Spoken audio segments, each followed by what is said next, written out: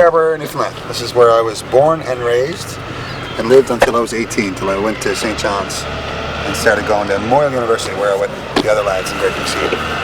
Long before I lived out there, I lived here. And much like many of the outports in Newfoundland, this is a fishing town, as you can tell from around the area. The place lives and dies by the codfish. And I think when I turned like 10, I started working doing cutting out cod tongues right here in this very spot. So I cut out cod tongues and cut out, there used to be a fish plant right there that's now sort of over there. That's the biggest fish plant over there instead. And we used to, all the kids would cut out cod tongues and sell them and stuff to people from all over the world.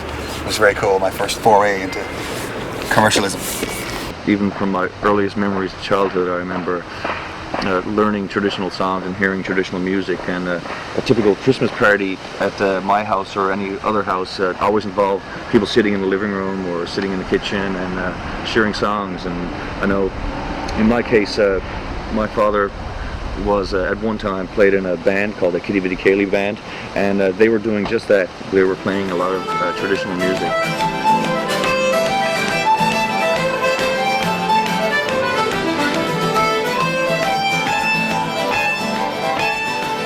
The first time I ever snuck into a bar on a Sunday afternoon was legally, because I guess my dad took me. So I think that's allowed to happen. When you're sort of 15, 16 years old on a Sunday afternoon, and you're not in boozing it up, so to speak. You're in hanging out in the corner, drinking Shirley Temples and watching traditional music. I think that my dad was the first person, and I can't remember because I was probably too young to talk. But a lot of the songs that I know, like Mary Mac and Paddy Murphy, and these songs are songs that I just kind of grew up with. I didn't learn them. They were on records, although since I found out that certainly there are old recordings and stuff of them. But my father used to sing stuff all the time, and he's not a singer per se, or he's kind of a storyteller. Generally, most Newfoundlanders have the talent of being able to hymn a tune, very many of them. And a lot of songs like Mary Mac and Paddy Murphy, certainly I don't remember how I learned them. Like honestly, they were just in my head from the time I could absorb. So it must have been him. It must have been when I was 2 or 3. First of all, up until recently, there was no television or radio on the island. So people had to develop their own stories and their own songs. They had to find their own ways to entertain themselves. And that became a developed form of the culture. The way culture was transmitted in Newfoundland was through conversation and through songs on a person-to-person basis. And over the course of the 400 years that this island has been settled, it became its own culture. It became something important to people. There's a certain amount of pleasure and a certain rush that you get when you write a song, and it makes its way to a Great Big Sea record or whatever, because it's something that you've created. Obviously, it's like a baby that you've born into the world, and finally it sees fruition or whatever. But there's I think for me anyway, an even greater thrill that if we unearth an almost lost slice of Newfoundland culture or Newfoundland song, and then preserve that, and maybe even pass it on like for another 10, 20 years, or maybe another 2 generations. Maybe a song or a slice of Newfoundland that might have been lost forever, we have saved, or we have done, to think that we might have done that with a couple of songs like, I don't know, like Jack Hink's or like whatever. That would be that for me is a much bigger rush and a much greater sense of accomplishment. We do worry. Does the music mean the same thing when we take it out of Newfoundland and play it for people all over the world? On the other hand, I think it's important that they get a chance to hear it. I think that with the world kind of getting smaller and smaller, places as unique as Newfoundland aren't going to be as common in years to come. And the fact that this amazing culture was created and lived here for 400 years is a wonderful thing. And the world, we're lucky to have a chance to play that for the world. And it's for a later generation to worry about whether the tradition lives or dies, but right now we're doing our part. This particular band formed in 1993. We've been playing together in sort of different configurations prior to that, in different bands around St. John's, but when everyone else was playing rock music and reggae music and metal music, we were all sort of still dabbling in traditional music, and it was that interest that actually brought us together. And in 1993, we decided to record right away as opposed to play for a year or two and then record. So very soon after the band formed, we went into a studio down in Torbay and Dermot O'Reilly studio. Dermot plays with Ryan's Fancy, a well-respected band from Ireland that moved here to Newfoundland. And with 8 tracks in 7 days, we managed to put our first album together. And you know, that's right now, that's like 8 years ago, 9 years ago, and it happened so quickly and it happened so fast, and at the same time, you know, it's something that we're still most proud of, because it was about 4 people sitting in a room, banging ideas together, and you know, playing traditional music, and there was no frills, there was no nothing, and it was a project that we're probably still as proud of today as anything we've done before or since. Actually, the very first gig I believe they played as Rankin Street was in this room here. Yeah. So that's about, that must be 11 or so years ago, yeah. Newfoundland music is a mix. It's a mix of the music that the original settlers brought with them when they came here. So it's not Irish music or English music or Acadian music. It's Newfoundland music because those people came here and they mingled and they mixed, and that's what their music did. And over 400 years you get this kind of coalition using little bits of this and little bits of that, you know, melodies from here and rhythms from there and styles from here and ideas from there and kind of lyrical approaches from somewhere else. And when that comes together, that's where the Newfoundland music comes from. That's why it's what people say, well, it's similar to English folk music or it's similar to Irish music. But it's not the same. It's a different thing. It's a thing that's happened over 400 years.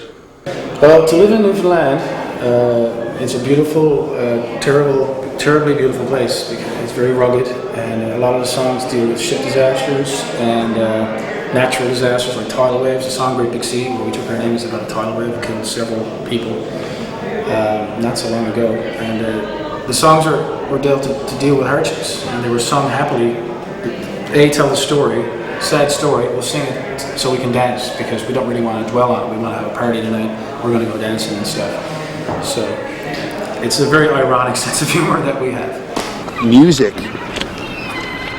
was generated by real people, and by people who worked in the fishery, and people who worked in the, you know, worked the hills and worked the farms and worked the fields and stuff. So songs were made and stories were told just to entertain themselves. They weren't meant to be made for a record. They weren't meant to be made for the music industry. Long before there was even a music industry invented, there were songs and stories being sang and told in outports just like Petty Harbour. And I think that's one of the reasons why people from maybe the bigger urban centres in North America find Newfoundland traditional music so charming. And songs like Lukey, for example, which is a song about an odd character in a local community. And but it's a song about a real guy, and it's not a song about something that somebody made up on the spot because they needed another song for their album. It's a song about a real person and a real time, and I think it's that authentic stuff that people really, really find it easy to get attached to. Well, as a tourist said to me a number of years ago, your music is infectious. Once you get a taste for it, you can't get enough of it. It's universally, it's something that you don't have to be a Newfoundlander to enjoy it. It's based on the down-home kind of a style, or traditional music, or roots music to any place. So there are things in Newfoundland music that almost any musical background and nationality can appreciate. And besides all that, it's just fun to listen to and get your toes going. If you can't tap your toes or move around to Newfoundland music, you're paralyzed. I wanna be consequence free. I wanna be where nothing seems to happen. I wanna be consequence free. But take na na na na na na na. Yeah, go us! Yeah. Yo, give it up for us! The 4 guys in the band, I mean, all of us are very self-deprecating, and I think that's what probably keeps us humble, is that if either of the 4 starts to get beyond his station, where he's quickly torn down and ripped to shreds by the 3 other guys in the band. Alan is one of the most self-absorbed, conceited people I have ever met in my life. Very talented, but basically just a boy in a bubble. It's all me, Alan, shine the light on me. Daryl is very quiet on stage and very serious, but he's probably the funniest guy in the band. Daryl's the guy who's had us laughing in situations when we were ready for tears. Kurt, move the nets. I sometimes pity Bob because he's so strikingly intelligent that it must be hard for him to really put up with the rest of us who are not as smart as Bob. And you know, it must be hard when you're so far ahead of the rest of your peers. You know, I just constantly feel like I'm playing pick up with Bob. I mean, look, I try to sit next to him on airplanes. It's hard for him; he's not that much into it. But just to look over his shoulder and see what 9 books he's reading at the same time, that kind of thing. So we're very fortunate to have someone as brilliant as Bob in the band. I'm the glue. I am the glue that's keeping it all together. They never seem to let us down. They're always, they always come across in top notch. They never seem to embarrass the province. You'll hear different people all over the world will embarrass their nation or their country or their state or whatever, but those guys only seem to do good. The province of Newfoundland and Labrador couldn't possibly have better ambassadors. They should, I think they should be on the government payroll. The first time we took a tour bus tour, I was like, this is the coolest thing that was ever happened to me in my whole life. I'm going to be on a tour bus traveling from gig to gig in North America. Like, this is rock.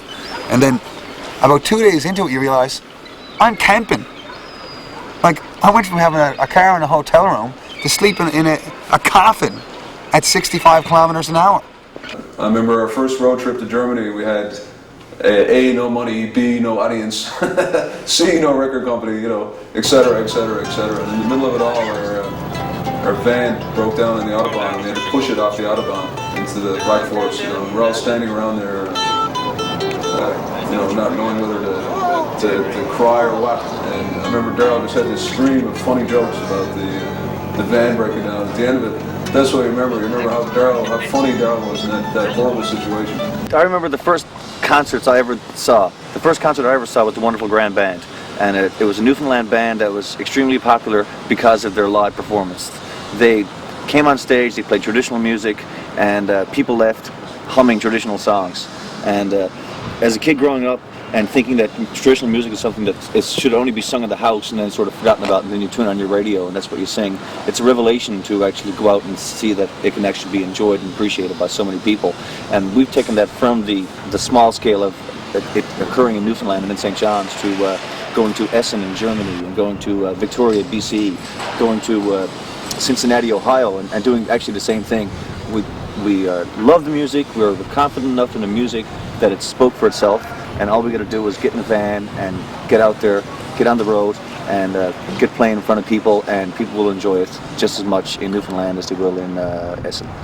About to embark on one of the scariest looking planes we've ever been on, and we're going south. Derek is here, and You are returning to your hometown. Yes. Not your hometown, but your home country. After 7 years. What are your feelings? What are your feelings now? Well, I'm very happy, but I'm also very drunk. Very good.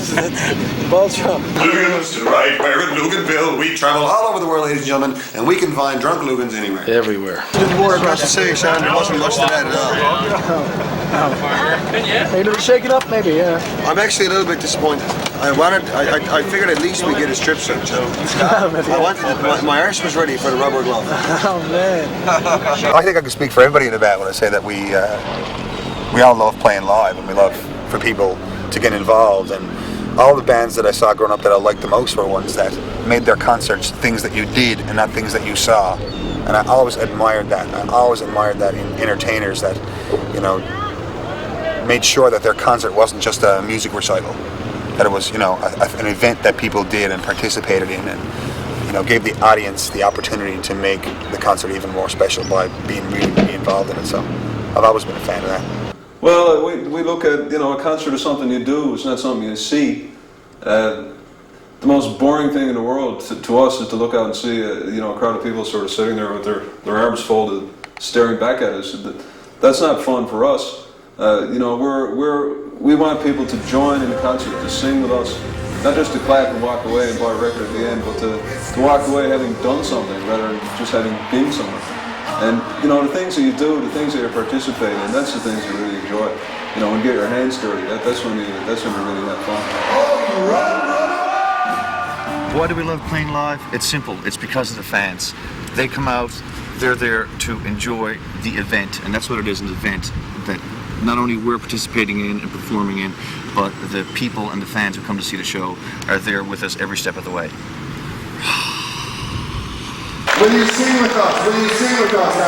Spiel Val mir Rasen, eh?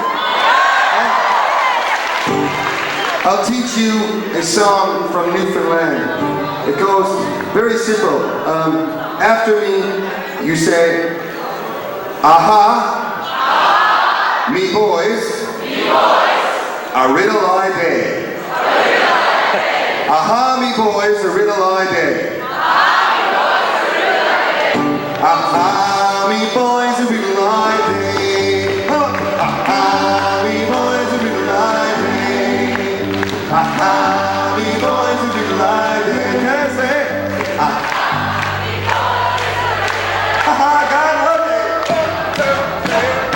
I find it really hard to restrain myself in concerts. I really do. I find it hard not to sing as loud and as hard as I can, as if it was the last gig ever, every night. You just can't. When you're doing 30 days in a row, you got to kind of save some for the next night. And I especially find it really hard to go home or go back to the hotel and go to bed after the concerts and drink like 5 bottles of water, because it's just not in my constitution to do that. And I have to struggle not to go to the local pub and to go chat to people after the concerts. I find it really hard. And so, yeah, I do worry about it, and it's like the bane of my professional existence is worrying about my pipes. And I really wish I didn't have to, but you learn very quickly that you do. I would say they're evenly distributed, actually. I think everybody walks away some nights going, what is a man so as untalented and uncoordinated as me possibly doing on a stage in front of a lot of people? But everybody has their nights. What I like to do is to, when someone makes a mistake, so that they realize that everybody else knows they made a mistake, I like to stop what I'm doing and stare at them give them a stern look. That way, you walk away feeling suitably humiliated for having screwed up in front of thousands and thousands of people. 1 and 2 and 1, 2, 3, 4. Hold on, we're waiting on McFarlane. They bring one Nova Scotian in the band. One Nova Scotian. And look, you're half an hour later, instantly. Let me add them up. There's so many. Has anyone got a calculator? You can divide this up. I think that it's pretty well an even split. I can't say that anyone's worse than me, and I can't say that I'm worse than anyone else. But depending on the night, some nights it's definitely me. It's never Alan. Never him, actually. It's usually I would exclude him. He would never win that race. I make the most mistakes, always. The 3 other guys that played in a band together, like for 7 or 8 years before I even joined, and I always make mistakes. I stunk her out with the UK comment, there's no doubt about that. What was the comment? How did it go? What happened? I think I said it's great to be here spreading our music all across the UK. Which of course we were in Dublin. Those were my exact words. My exact words were, it's great to be here spreading our music all across the UK. While we were in Dublin, which isn't in the UK. So everybody pointed to the stupid prick. It's never bothered me that much to make mistakes, really. I guess I'd rather not make mistakes, but the audience always seems so so willing to let me do it that maybe I should practice. I don't know. Well, you guys are... Yeah, Rick, I've seen all that too, okay? Over 10 years I've seen all that happen too. You make a mistake halfway through a verse, you got to try and make the same mistake in the same place in the next one. Then it's a part. Then it's jazz. It's a part, yes. No, I intentionally sang all the second verses first tonight. That's how I interpret it. I found it useful to look at somebody else like it was their fault, and then there's some confusion then. That's why people come to our shows to see which person's going to make what mistakes tonight. Well, there's never 2 concerts that are the same. No, because the mistakes vary. Because the mistakes vary from song to song every night. They're never the same. The best thing about being in Great Big Sea is to travel, and the worst thing about being in Great Big Sea is to travel. The best thing we've done collectively is together has been able to play this music for people all over the world. And get to travel and see so many cities in America and Canada and in Europe. And the worst thing is that to get there, you have to spend the vast bulk of your waking hours sitting on an airplane or a bus or at a hotel or an airport, and that's a big drag. There's no way around it. On the other hand, that's the price you pay, and you join the army, you carry a gun. You know, you want to go play music around the world where you're not going to walk there. People think that, you know, playing in a band and traveling like we do is very exotic and cool, and it is. We're lucky to get to do it. But it's very, very difficult to be close to one of us as a result. We ask for our fair ones' patience so often, and our families' patience. And when I wrote Boston and St. John's, I wrote it between downtown St. John's and the St. John's airport, which is not a very long ways. And I don't usually write songs quickly, just to beg her patience once again, to beg the patience of the fairest maiden I ever met. And I would say it's true. Daryl's egg sandwiches on the bus, absolutely without question. Microwave egg sandwich. Minute 20 seconds. Deadly. Next question. Had cheese. Oh, excuse me, that's a bit of mixing in my head earlier. Oh. Sorry, lads. Beans again. Yeah, we're really just small town guys. We all grew up in small towns, and we like small towns, even small cities. We've been to a lot of the bigger places in the world, and we don't really get off on the big city pace of... Sorry. Doyle. No, sell. JP, sell. Look, just sell it. Sorry. Anyways, the quiet pace and the simple things in these small towns that I've always found charming. And well, we stayed in Newfoundland for a couple of reasons. The first of all, we really like it. You know, we felt we were lucky to grow up in this place, and we didn't feel right when we were somewhere else. We're certainly happy to visit, and you know, we've been lucky to make friends all over the world. But this is our home. And the other thing is, you know, we play Newfoundland traditional music, and it's not something we learned out of a book. It's something that lives and breathes all around us. And if we were to move away, would people believe us? I wouldn't believe us. You know, it's like, well, these guys aren't, you know, they're just selling something. They're just trying to sell a piece of something they remember from their childhood or whatever. And because we live here, you know, it certainly makes life difficult at times. We spend an awful lot of our time traveling and being in airports and hotels and buses. But it's worth it because this has allowed us an opportunity to stay in this community and stay in this music and live in this wonderful place. we bring our friends to come up here to enjoy the island or the rock or the smiling land with us, and they usually have a good time. You know, a lot of them often say that they are liberated by the island, and they kind of sometimes act a little more carelessly here than they might on other places. Our friend Chris, who came up with me and Sean to write songs for the new record, he spoke of Newfoundland as being really liberating, and we ended up writing a song about a person who has the courage to fall in love and someone who throws their fears into the sea of no cares.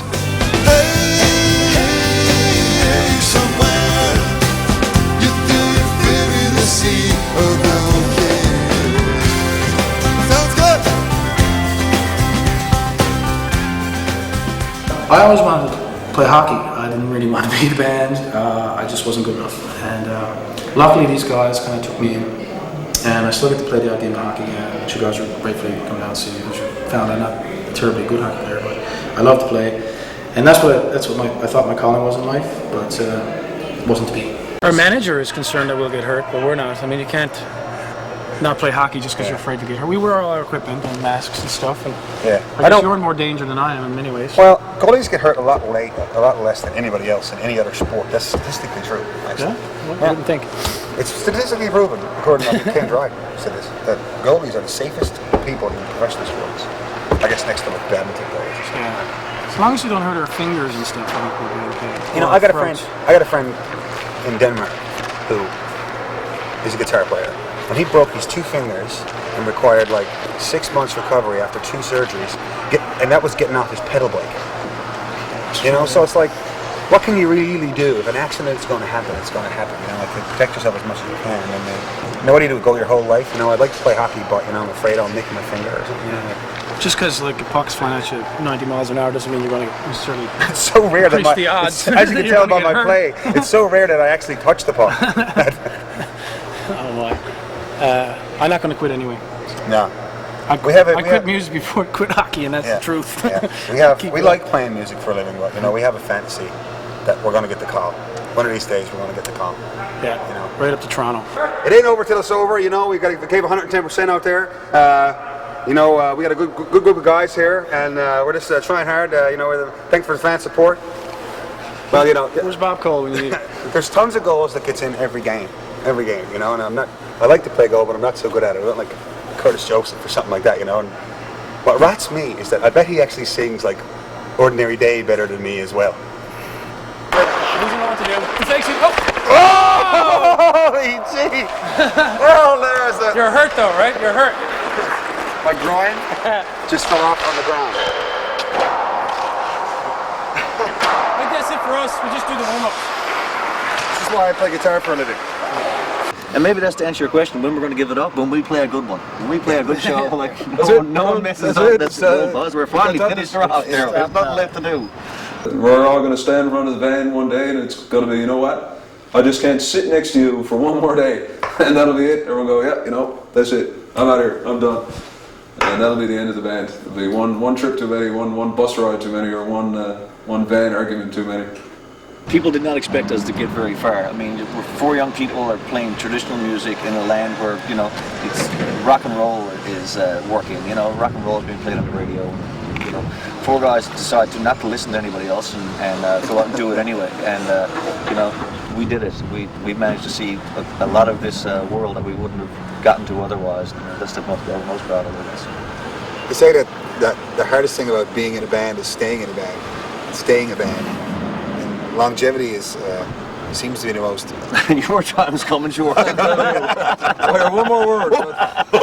Can't take this anymore. One of the lessons we learned from touring with bands like the Chieftains and Blue Rodeo and all those bands is that, you know, longevity as a band is something that you can achieve, and you learn lessons about how to do that. You know, and they're valuable lessons. For us, you know, we just looked at this. What a great way to spend your life. You know, traveling around the world with your buddies, playing music that you love. You know, this is the dream of every musician, and most of them only end up playing for their family and their friends. And we've gotten to do a lot more than that. You know, we'd be fools not to realize how lucky we are. Sure to be a grand for grand, and that affair. Gonna be a funk play, every man is there, and I'll be a bugger if I don't give a shit, but don't be very much mistaken. Murray Max Mullins making Murray Max, murray me.